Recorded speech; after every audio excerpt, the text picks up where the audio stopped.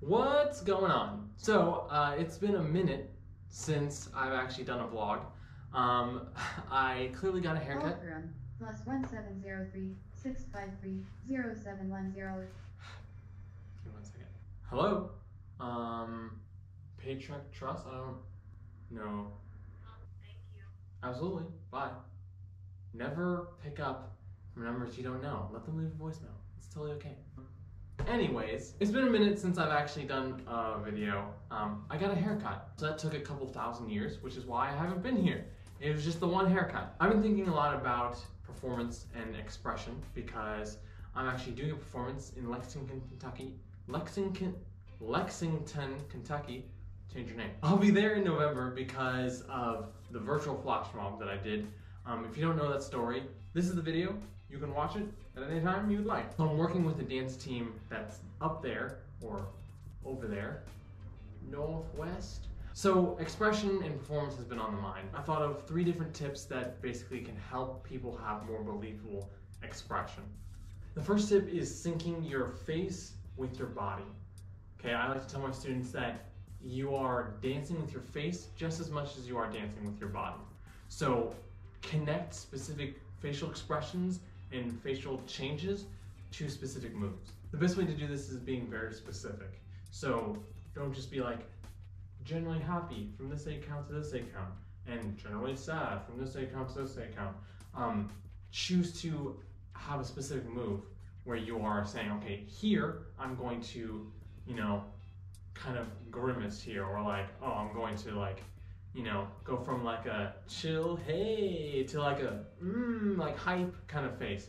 And that changes based off of each person. The second one is hand gestures. As you can see, I like to talk with my hands, but if you notice, when someone's like in a play or like a movie or a video or dancing on stage and they have like a specific part, the hardest thing for people to do is not do this, right? If their hands are here, they're like tugging at their shirt, and they're like, hi, I'm auditioning for, or hello, mother, how are you today? And you're like, what are you doing here?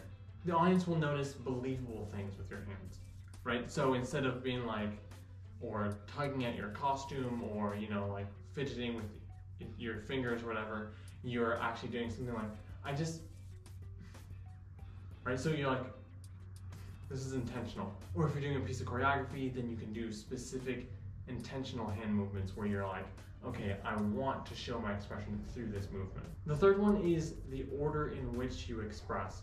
And I'm not talking about like what comes first in the actual movement, I'm talking about where it comes from, right? So a lot of times you'll see like, people who are being really happy and they're like, I'm supposed to be happy in this dance. They like plaster their face like Botox, and they're like,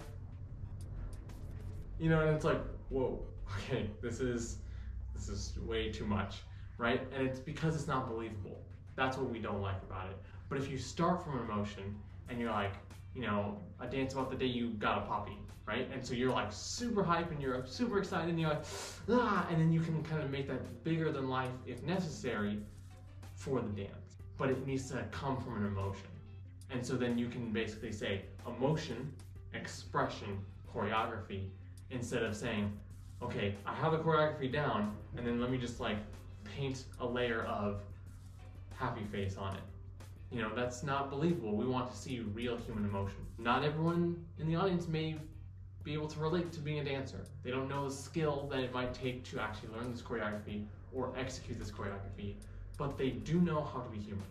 They do know what it's like to feel happiness, sadness, excitement, or even the experience of being in an awkward moment where someone's not being genuine.